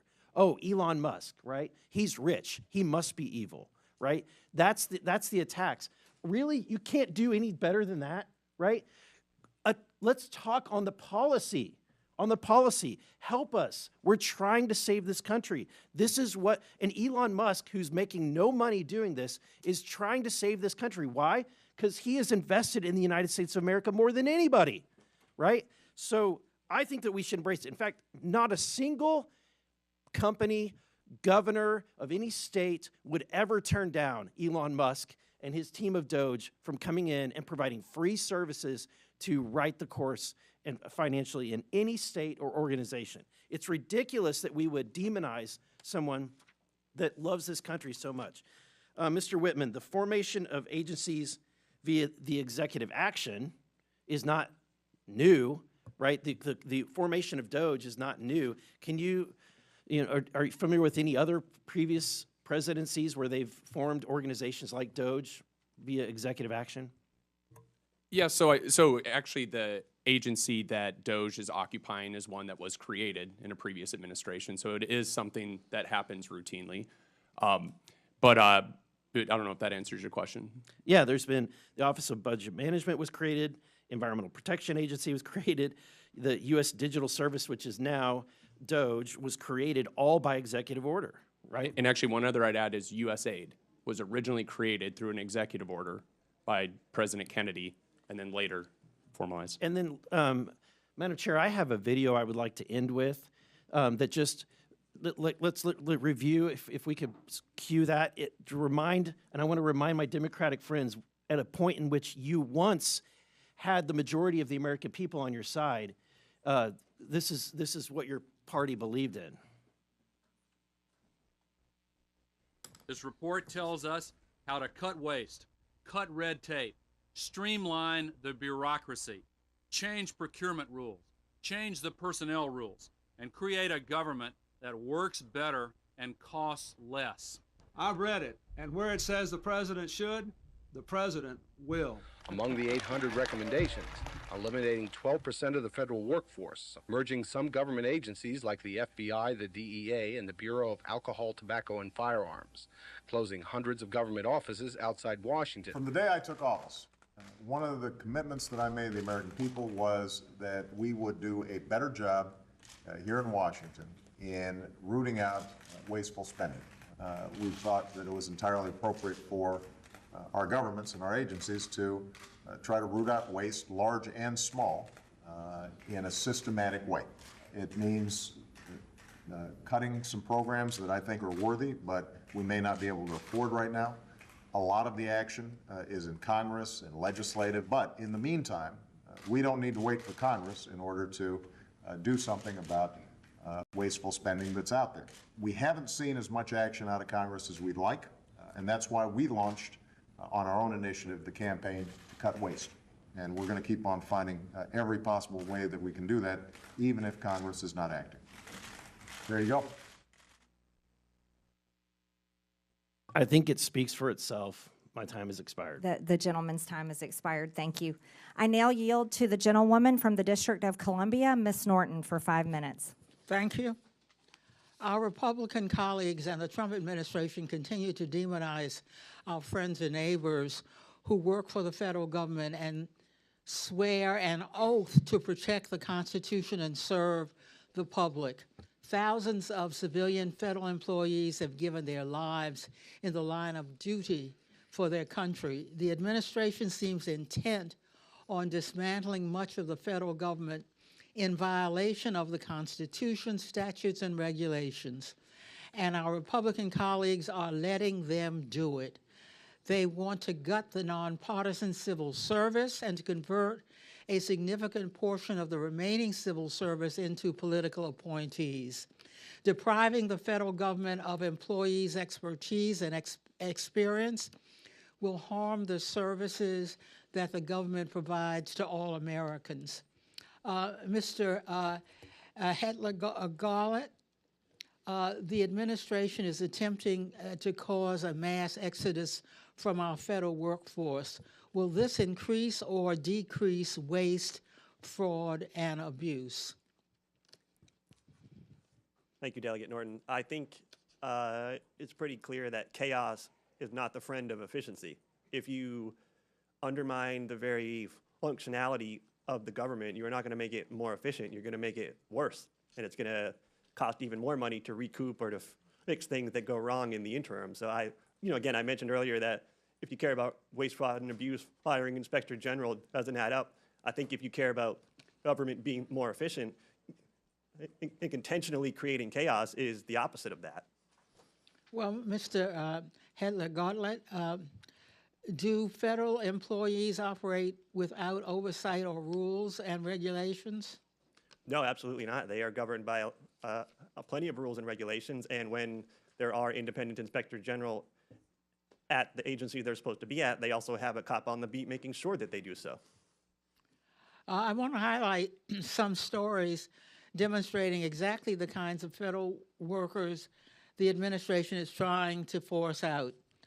How about Chris Mark at the Department of Labor, whose pioneering work on mine safety has reduced minor safety deaths from roof collapses to almost zero today? Or Jared Koopman at the Internal Revenue Service, who pioneered new methods for tracking criminal cybersecurity currency transactions that led to the rescue of 23 children from rape and assault, as well as the seizure of hundreds of millions of child abuse videos and 370 pedophile arrests. This work also prevented funding from going to terrorist groups. Or Ronald E. Walters, who manages the 155 national cemeteries around the country and tends to the resting places of almost 4 million veterans. These are just a few of the federal workers who serve Americans every day. The workers are wildland firefighters, border guards, doctors, nurses, food inspectors, air traffic controllers, and law enforcement that do their civic duty, often despite the fact that they could make such more in the private sector. Thank you, and I yield back. The gentlelady yields. I now yield to the gentleman from Georgia, Mr. Jack. Well, thank you very much. Thank you very much, Madam Chair, and I want to also thank you for convening this hearing. I think it's incredibly important, and I want to thank our witnesses for appearing before us today. Like another member of this committee, I too was once an employee of the Executive Office of the President. I worked in President Trump's White House from the very first to very last day of his first term, and I saw firsthand how entrenched and resistant the federal bureaucracy was to his agenda. So it's no surprise that today a few of my Democrat colleagues have continued that trend by using their time to bash Elon Musk instead of discussing ways to work together to advance a bipartisan cornerstone of President Trump's agenda, the mission to finally eliminate waste, fraud, and abuse. And I just took a rudimentary count of the Dems' testimony, or rather comments today, and I've got 27 mentions of Elon Musk and 3 mentions of waste. And I don't know if that's, in fact, the right count. Encourage anybody to fact check me, but I think it illuminates and illustrates one of the problems that we're facing, which is a lack of bipartisan effort to address these critical things that, waste, fraud, and abuse is something that should be bipartisan. The chair noted that in her opening remarks. Now, Madam Chair, you know how much I enjoy studying public opinion. So with your approval, I'd like to enter into the record the CBS News poll from this past weekend conducted February 5th to 7th, 2025. And I'd also like to illuminate 2 findings. First, 70% of Americans, Democrats and Republicans included, believe President Trump is already doing the job that he was elected to, which is interesting because I have an article here from CNN from September 2024 that notes Trump says Elon Musk has agreed to lead proposed government efficiency commission as ex-president unveils new economic plans. So he is doing exactly what he said he would do by empowering his administration to root out waste, fraud, and abuse, and that's exactly what we're trying to do here today. I'd also like to note one interesting statistic from that. 62% of Americans want Democrats in Congress to work with us to advance the priorities that President Trump was elected to govern on. So I think those are 2 stats that I hope everyone pays attention to. But to ask questions of our witnesses, I'd first like to start with Mr. Talcove. One of the things that I've found very interesting from your opening testimony is you talked, and I think you engaged with Mr. Burchett on the 1974 Privacy Act. And I had some interesting folks visit my office yesterday who noted that 1/3 of all prior authorizations are still done manually by phone, fax, or direct post mail. First off, would love your comments on that, and I'd also like for you to expound upon some of the solutions that we can deliver to this Congress in modernizing that 1974 Privacy Act. Yeah, these aren't people problems. These are technology problems. You can't process the number of individuals that are accessing our systems person by person. It just takes too much time. So by updating the 1974 Privacy Act and allowing for digital matching, you would have very quickly realized that a large portion of the PPP loan funds were going to the wrong person. You would have been quickly able to match, and I think the number was 20% were on the do not pay list. You can't expect people to do what a machine, and especially AI, can do today. Fair enough. Thank you very much for that. And if I can also ask Mr. Whitson, I think we share a common interest, which is to move departments and agencies outside of Washington, D.C. It's something that I campaigned on, something that I helped President Trump effectuate in his first administration. And I have to imagine that if we have departments and agencies outside of D.C., if we've got a workforce that's more reflective of the balance that America is, we at the same time, too, could potentially root out some of this waste, fraud, and abuse by enabling other Americans, other citizens of our country to help advance some of these issues. So would love your commentary on that before my time expires. No, I think you're exactly right, Congressman Jack. And so I think, you'd save a lot of taxpayer money. So building a headquarters in downtown D.C. versus Huntsville, Alabama, you're going to be able to save a lot of money. Number 2 is you're actually going to make life better for the employees as well. So that's a point that's also missed a lot, but commuting into D.C. versus being able to go somewhere else where it's a better cost of living and things like that might be better for the folks. And then lastly, these areas where you set up a headquarters are going to be populated by people that live in the area to fill the rank and file of staff positions. And so if you plant these federal agency headquarters in the heart of any area that's overwhelmingly one party or the other, then you're going to naturally get that sway versus something that's more representative of the people as a whole. Well, thank you very much, our witnesses. Mindful of my time, I want to finish before my time expires. I yield back to our chairwoman, Marjorie Taylor Greene. Thank you. And Chairwoman, I would like to ask for unanimous consent to enter something into the record. So what is it? It is a report from the Congressional Research Service, nonpartisan CRS, that lays out the rules and the law for firing inspectors general, which of course look into waste, fraud, and abuse. And Without objection. Thank you. And that rule requires for the law to be followed, for Congress to be notified with 30 days and a reason for firing inspectors general to give Congress a chance to overrule that, and that's the law. So thank you for entering that into the record. Madam Chair. Without objection, the materials Mr. Jack cited are also submitted for the record. I now recognize. Yes. Apologies.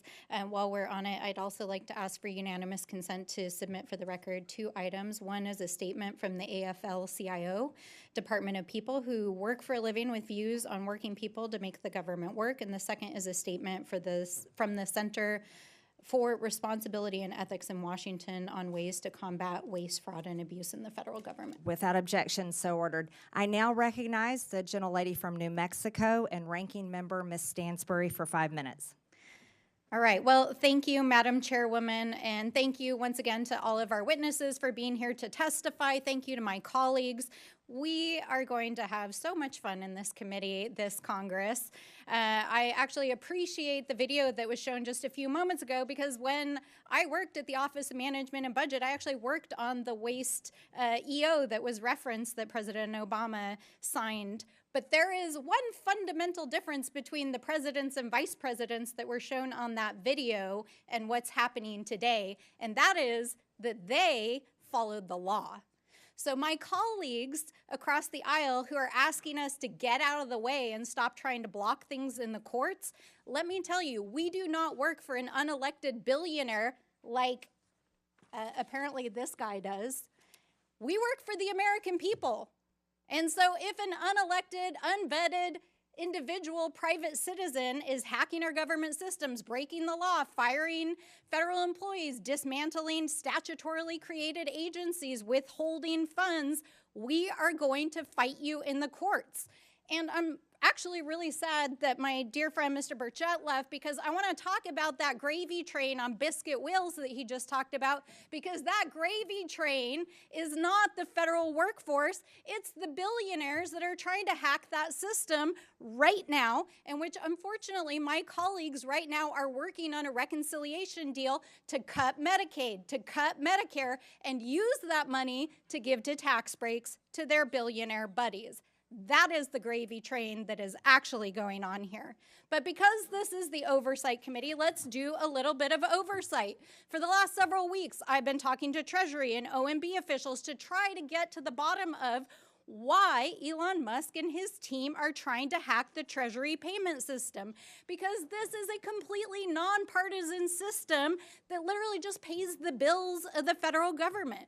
So why are they so eager to hack this system? And I have to say that over the last several weeks, we have literally received thousands of calls in every single congressional office. In fact, we know that our friends across the aisle are also receiving these calls because this system pays the bills of the U.S. government. It pays our soldiers. It pays for the work that we do overseas. It pays your Social Security benefits. It pays your tax refunds. So why is Elon Musk and his hackers trying to access that system? And why did a senior civil servant who had overseen this system for over 30 years get asked to stand down after a 25-year-old intern working for Elon Musk tried to get access to the code for that system? Now, thankfully, they were shut down in the court system, but Musk has installed, with the president's blessing, one of his Silicon Valley buddies, who I want to point out, in which the media has not paid a lot of attention to, is the CEO of a private IT company, including Citrix, that has millions of dollars in IT contracts with the federal government. And not only is he still operating as the installed DOGE person at Treasury, he's actively still the CEO of this private company. How is that even legal? Is it legal? I don't think it's legal, because the federal court is trying to shut this down. We also know that that 25-year-old software engineer, in violation of the court order, was actually given access to modify the code. So what is going on here? And why is this such a threat to the American people? Why are thousands of people calling us? It's because of the size and the significance of these payments, because it is an invasion of the privacy and security of the American people, because it could threaten our ability as a country if there was a default in the debt ceiling, and because it contains highly classified information that our foreign adversaries are trying to cyber attack us regularly for. So why is a private citizen being given access to this system? We know they're trying to shut down payments. They're trying to shut down agencies. What's next? Are they going to shut down your Social Security payments? We don't know, because they have no oversight, and Elon Musk will not come in front of this committee. And in fact, the Treasury folks are saying this is the biggest insider threat they've ever seen in the history of the agency. So we are sounding the alarm, and no matter how many executive orders that Donald Trump signs or how many tweets that the VP sends, you cannot rewrite the Constitution, and we are going to hold you to account. I yield back. The gentlelady yields, and I now recognize, oh, yes. I have 3 documents I want to submit for the record. The What are first document is the Constitution, Article 2. I would like to submit that for the record. That clearly spells out the president's authority. I would also like to submit for the record 5 U.S. Code 3161, the employment compensation of employees, which clearly spells out his authority to create DOGE. And then I want to submit for the record the executive order that Trump issued on January 20th of 2025, establishing DOGE officially. Without objection, so ordered. I now recognize the gentleman from Texas, Mr. Gill, for 5 minutes. Thank you, Madam Chair, and thank you for hosting this committee. If we've learned anything so far, it's that Republicans want to cut waste, fraud, and abuse from our federal government and save taxpayer dollars, and Democrats want to grandstand and play politics. We can see right now, even, of the 6 Democrats on this committee, only 1 can even be bothered to stay for the duration of this hearing. All we've heard about for most of this hearing from the other side of the aisle is Elon Musk, Elon Musk, Elon Musk, unelected bureaucrat. And I'd like to ask if Democrats really care about unelected bureaucrats making decisions over our lives, where were they whenever their god, Anthony Fauci, was forcing vaccine and mask mandates on the American people for 4 years during the, during the COVID crisis? Where were they whenever unelected Alejandro Mayorkas was facilitating the invasion of our country by illegal aliens who were murdering and raping and pillaging our people?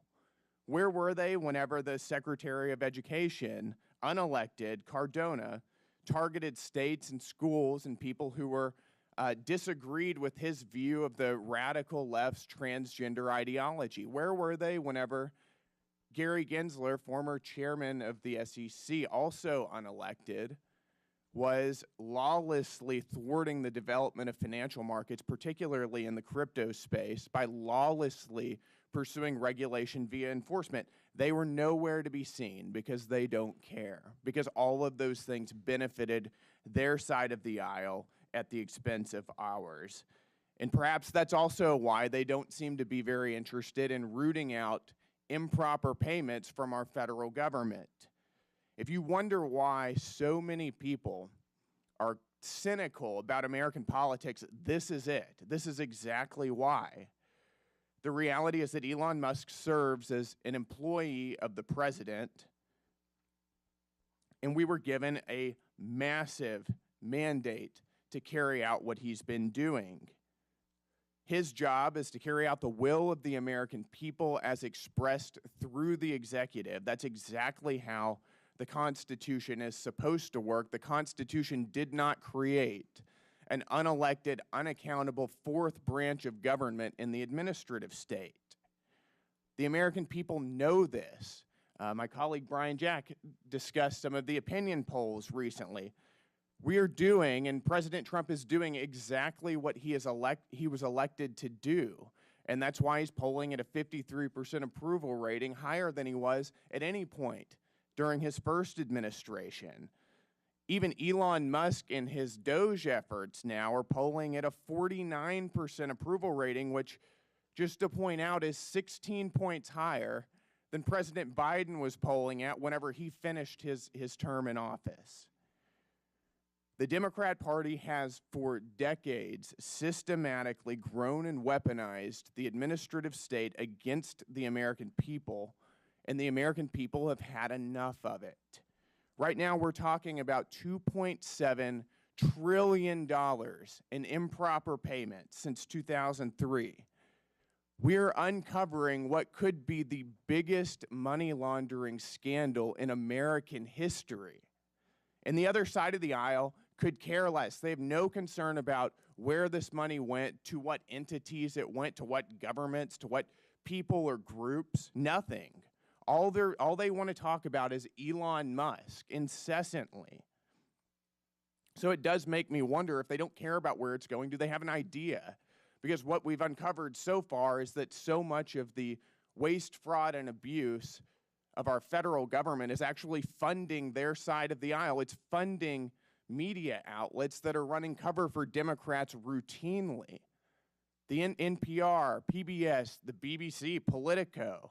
It's going to fund left-wing NGOs that are facilitating the invasion of our country. It's going to fund left-wing transgender activism and sex changes all over the globe. This is money that's being used, taken from the American people and used against their interests. If you care about rooting out waste, fraud, and abuse, we should be serious about this. I'm very excited to be on this committee. I'm excited to expose what's been going on. Thank you, Madam Chair, and with that, I yield. The gentleman yields. In closing, I want to thank our witnesses again for their testimonies today. I now yield to the ranking member for closing remarks. Thank you, Madam Chairwoman. Well, I never thought so many conspiracy theories and wild accusations could be wound into one 5-minute speech, but I appreciate my friends across the aisle. First of all, let's talk about this massive mandate that supposedly brought Donald Trump into office. Donald Trump did not run on putting an unelected billionaire in charge of dismantling the federal government. He ran on lowering prices for Americans. And I think it's interesting that while we're sitting here this morning, the top of the New York Times is reporting that inflation has risen unexpectedly as food and energy prices have soared. What's going on, guys? I thought you were going to tackle inflation and food and energy prices. Isn't that what the executive orders were supposed to do? Oh, wait. Or is dismantling diversity, equity, and inclusion in our federal agencies and putting an ideological agenda and trying to fire the federal workforce your actual agenda? Have you been too busy trying to actually address the fiscal health of this country? Because the numbers are telling us that you have. So let's be real about what's going on here.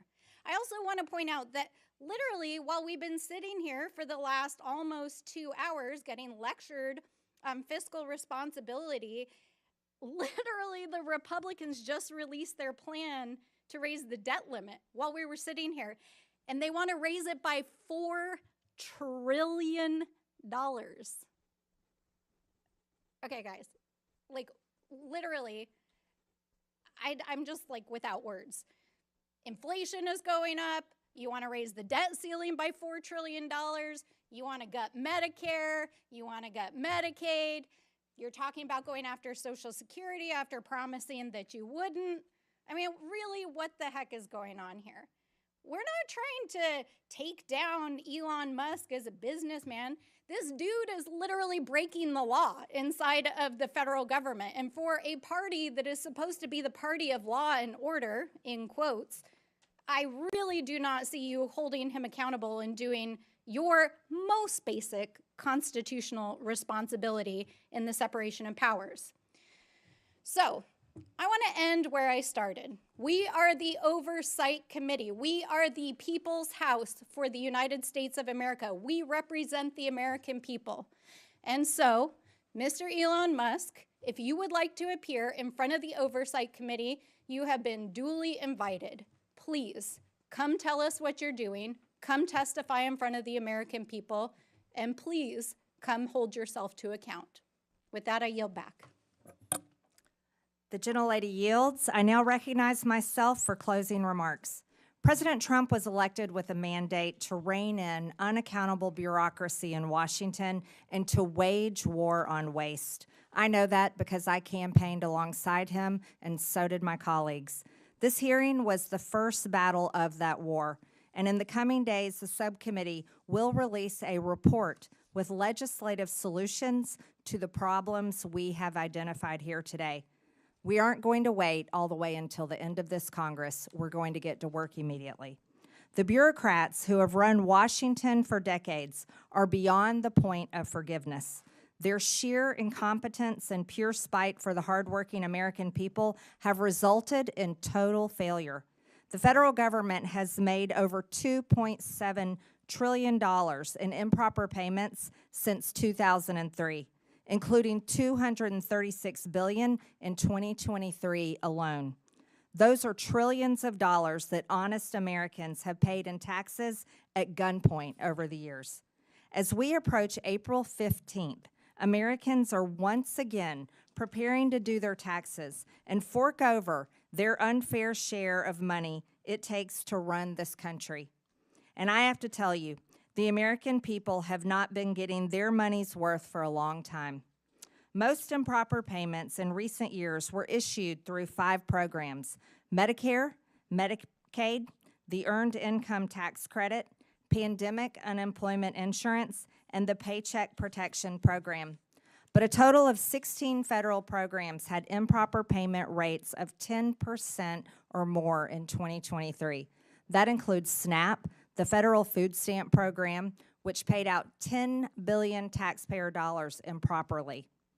To get their arms around this problem, Elon Musk and the DOGE team went straight to the source. They went to the Treasury Department's Fiscal Service, which makes about 90% of the trillions in federal payments issued annually.